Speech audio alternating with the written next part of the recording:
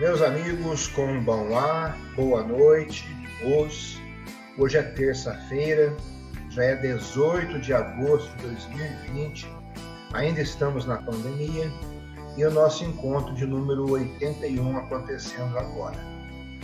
Nós falamos na última aula sobre opinião, probabilismo, probabilidade, possibilidade, probabilidade matemática, probabilidade moral.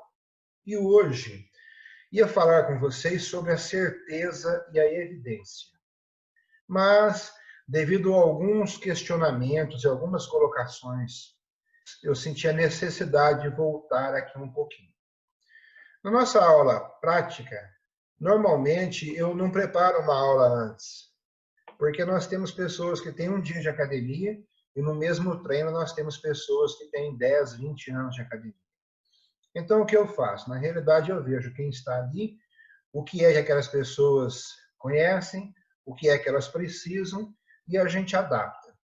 Então, eu iria falar sobre o assunto que vou falar hoje um pouco mais para frente, mas talvez seja interessante encaixar ele aqui, porque eu percebi alguma dúvida aí e ela não é interessante que ela persista. Eu coloquei para vocês uma frase atribuída a Freud, onde ele diz: nunca tenha certeza de nada. A sabedoria começa com a dúvida. E coloquei que, com relação a esta frase, e com base na aula em que coloquei o que acabei de falar para vocês, eu queria saber qual tipo de dúvida.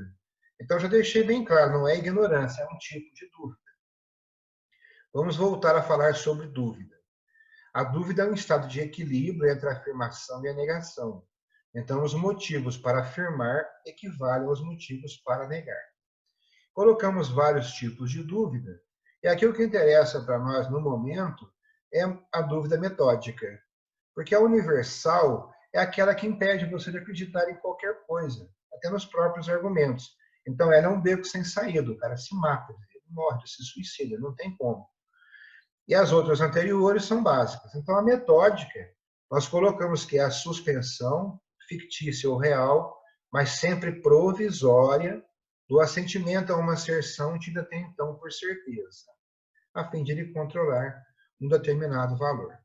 Então, eu me senti na obrigação de falar um pouquinho com vocês sobre René Descartes e a dúvida metódica.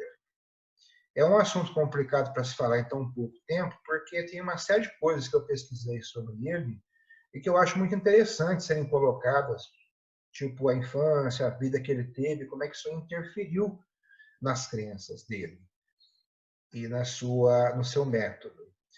Por exemplo, ele citava que tinha uma sala com vários relógios e então o objetivo dele era conseguir que todos aqueles relógios começassem a bater no mesmo momento, estivesse marcando a mesma hora, o mesmo segundo. Sabe essa questão do tempo, aquela questão realmente de toque? Eu já passei muito por isso, então entendi muito ele. Imaginem bem você pensar, tem aqui 200 relógios, poxa vida, no caso de um relojoeiro, né, de alguém na família sendo relojoeiro. Seria interessante que todos eles marcassem a mesma hora, o mesmo segundo, o mesmo momento, e é bastante difícil dar essa partida. Né? Então, mais uma série de curiosidades na vida dele me atraem muito, mas não vai dar tempo de falar em uma única aula. Então, vamos fazer um resumo rapidinho. Descartes é um filósofo racionalista do século XVII. Qual que é a característica dos racionalistas? Eles desprezam a experiência como fonte de conhecimento. Então, o racionalismo é uma corrente que valoriza a razão como única fonte do conhecimento confiável.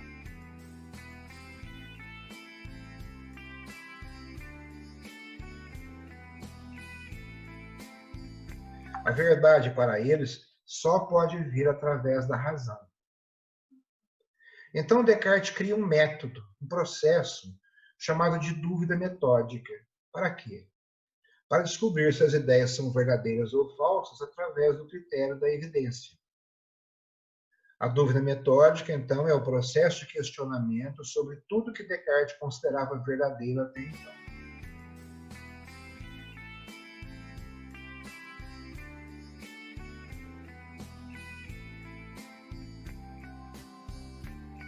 E ele diz que evidente é aquilo que é claro e distinto ao intelecto, de modo que não fique dúvidas.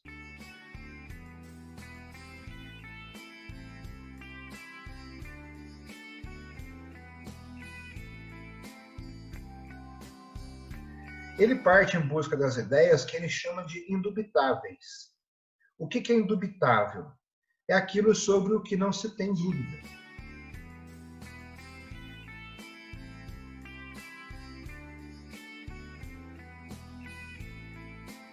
E ele começa analisando as ideias que nascem dos sentidos, que vêm através das experiências e através de 3 argumentos. Ele cria 3 argumentos. Primeiro é o argumento do erro pelos sentidos. Segundo, o argumento da loucura. E terceiro, o argumento do sonho. Ao ver um galho de árvore na água, pode parecer que está torto. E, no entanto, ao retirá-lo da água, percebe-se que ele é reto.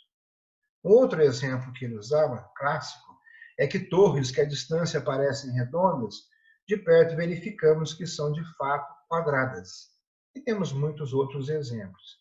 Assim, ele afirma que não se deve confiar nos sentidos. Ele diz: experimentei algumas vezes que esses sentidos eram enganosos, e é de prudência nunca se fiar inteiramente em quem já nos enganou uma vez. Descartes conclui, então, que nenhuma ideia que vem pelos sentidos é segura, é fonte confiável de conhecimento. Ou seja, os sentidos não são fontes seguras de conhecimento. Descartes coloca em dúvida e apresenta como enganoso, inclusive, a nossa ideia de realidade, pois ela pode se misturar com as ilusões dos nossos sonhos, pois muitas vezes ele teve sonhos que lhe pareciam bem reais e que não lhe pareciam ser sonhos de fato, tendo assim a sensação de estar vivendo algo real. Vocês aqui, por exemplo, podem estar sonhando que estão assistindo essa aula. Pode ser que tudo seja fruto da imaginação ou da capacidade de visualizar na mente e não nos olhos, no objeto. Embora, assim como uma pintura ou uma fotografia é uma cópia de algo real, o sonho também é uma cópia da realidade. E aqui eu tenho uns sonhos que eu fico me perguntando: que objeto é esse? Que coisa é essa? E é muito difícil de escrever, mas deixa isso para lá por enquanto. Como escreve Descartes, ele diz o seguinte: é preciso ao menos confessar que as coisas que nos são apresentadas durante o sono são como quadros e pinturas que não podem ser formados senão à semelhança de algo real e verdadeiro. Com isso, decididamente, não se pode confiar nos sentidos e nem na imaginação. E aí ele começa, então, a analisar as ideias que vêm pela razão. E ele consegue destacar também imprecisões nos nossos raciocínios. E ele diz: e por existirem homens que se enganam ao raciocinar, mesmo no que se refere à mais simples noção de geometria, e cometem paralogismos,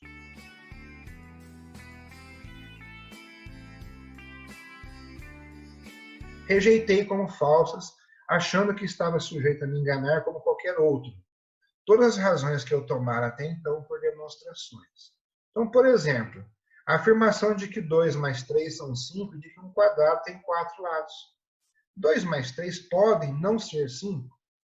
Descartes quer colocar isso em dúvida. Então ele pensa: pode ser que haja um Deus enganador. E esse é o quarto argumento dele. Esse Deus teria criado uma realidade totalmente diferente da realidade que nós percebemos para que nós vivêssemos no engano. Mas o próprio Descartes chega à ideia de que esse argumento não é válido. E cria um quinto argumento, que é o argumento final dele, que é o do gênio maligno.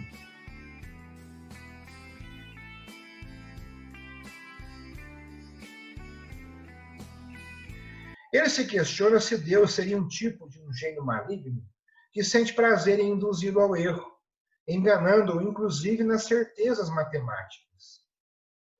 Ele diz: como julgo que algumas vezes os outros se enganam, até nas coisas que eles acreditam saber com maior clareza, pode ocorrer que Deus tenha desejado que eu me engane, todas as vezes em que faço a adição de 2 mais 3, ou em que enumero os lados de um quadrado, ou em que julgo alguma coisa ainda mais fácil, se é que se pode imaginar algo mais fácil que isso.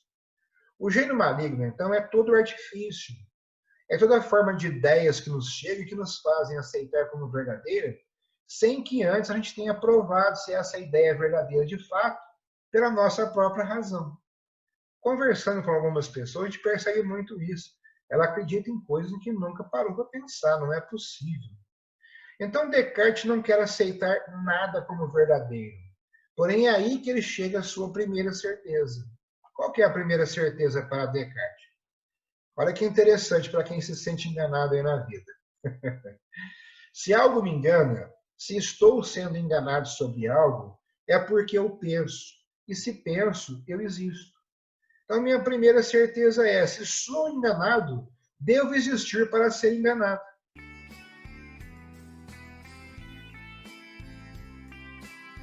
Essa é a primeira certeza para ele. É a máxima do pensamento cartesiano, chamado de cogito cartesiano. Cogito ergo sum é a pronúncia correta. Penso, logo existo.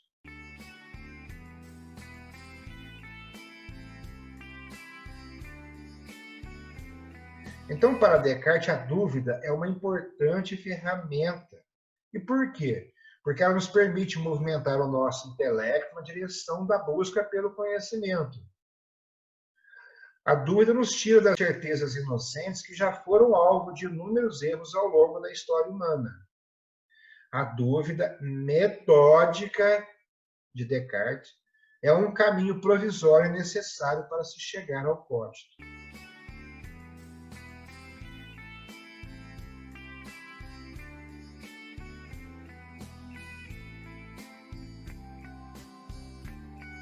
Fazendo um resumão para vocês. Com o objetivo de chegar a uma verdade que fosse plenamente inquestionável, genuína, René Descartes estabelece seu método denominado de dúvida metódica. Para chegar a isso, ele duvidou dos sentidos, duvidou da ideia de realidade e até mesmo do entendimento da nossa razão, chegando, portanto, a algo que nós chamamos de dúvida hiperbólica.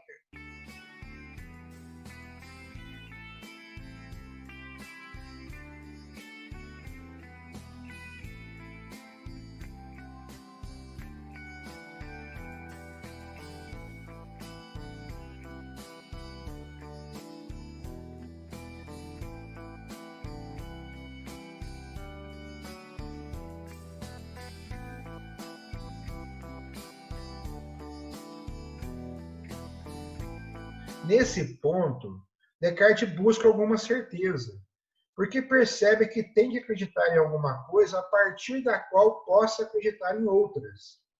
Então, muitas pessoas se baseiam em um objeto qualquer de crença, a partir da qual ele cria todo o seu universo.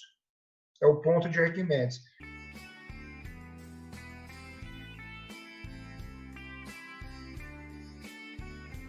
E isso é muito problemático, porque se essa crença que ele tem, se isso que ele acredita como verdadeiro, for comprovado durante sua existência que ele é falso, não é verdadeiro, desmorona tudo.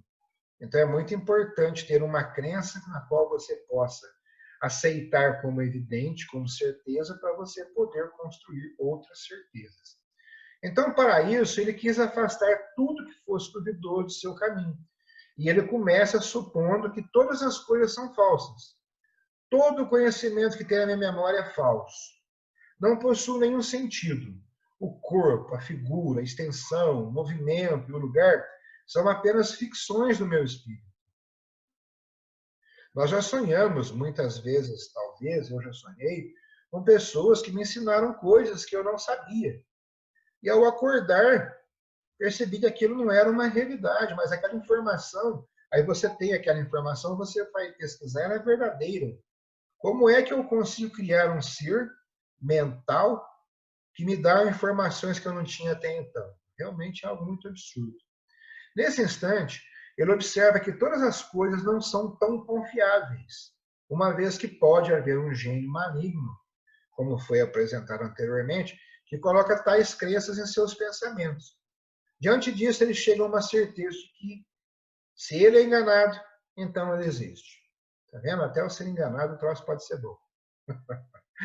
E ao notar que esta verdade, eu penso, logo existo, era tão sólida e tão correta que as mais extravagantes suposições dos céticos não seriam capazes de lhe causar abalo, julgo que pode considerá-la como o primeiro princípio da filosofia que ele procurava. E é interessante, aqui colocando uma situação bem real, bem próxima para nós, que isso aí tem até implicação ética. Existe uma certa importância do pensamento para a construção do sujeito a nível ético. Como é que funciona isso? Se observarmos a ideia de Descartes, perceberemos que a nossa existência somente é percebida a partir da nossa capacidade de pensar.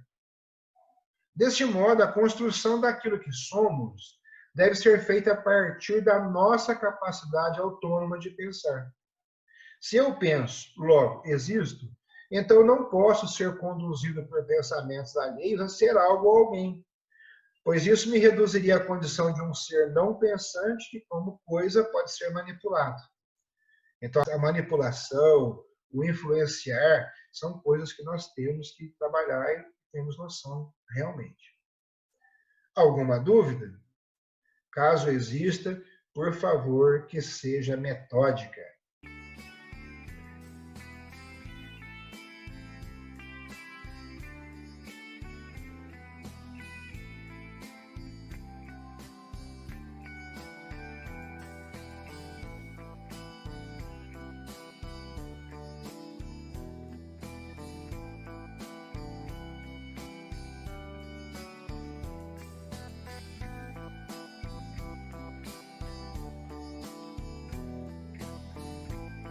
Como o nosso tempo é curto, acabei fazendo um resumão, e o resumo normalmente destrói a beleza de uma coisa.